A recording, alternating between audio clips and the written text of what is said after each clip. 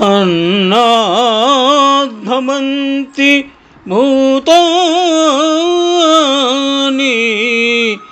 పర్జన్యాదన్న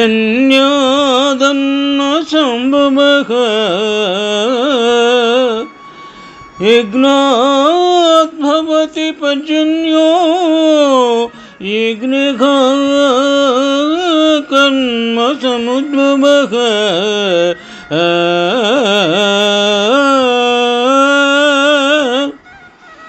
కర్మ బ్రహ్మోద్భవం మీది బ్రహ్మాక్షర సముద్భవం తస్మాత్ సర్వగతం బ్రహ్మ నిత్యం యజ్ఞే ప్రతిష్ఠితం.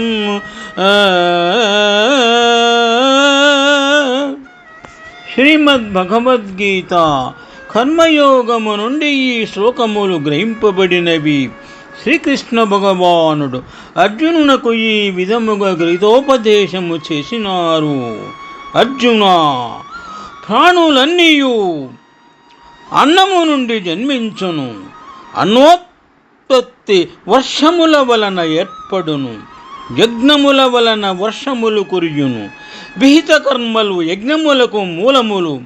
వేదములు విహిత కర్మలకు కారణమైనవి. వేదములు నిత్యుడైన పరమాత్మ నుండి ఉద్భవించినవని తెలుసుకొను.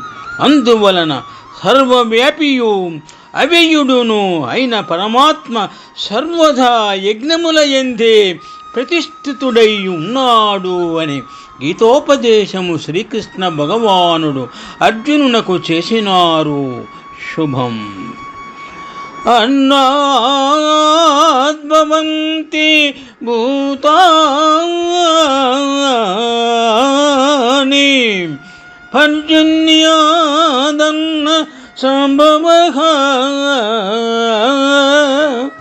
యజ్ఞాద్భవతి పర్జన్యో యజ్ఞః కర్మ సముద్భవః కర్మ బ్రహ్మోద్భవం విద్ధి బ్రహ్మాక్షర సముద్భవం తస్మాత్ సర్వగతం బ్రహ్మ నిత్యం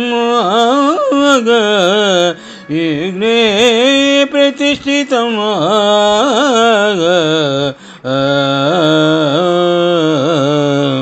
శుభం. అన్నాద్భవంతి భూతాని పర్జన్యాదన్న సంభవః యజ్ఞాద్భవతి పర్జన్యో యజ్ఞః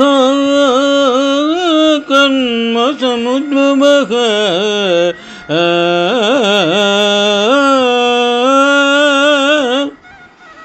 కర్మ బ్రహ్మోద్భవం మీది బ్రహ్మాక్షర సముద్భవం తస్మాత్ సర్వగతం బ్రహ్మ నిత్యం యజ్ఞే ప్రతిష్ఠితం.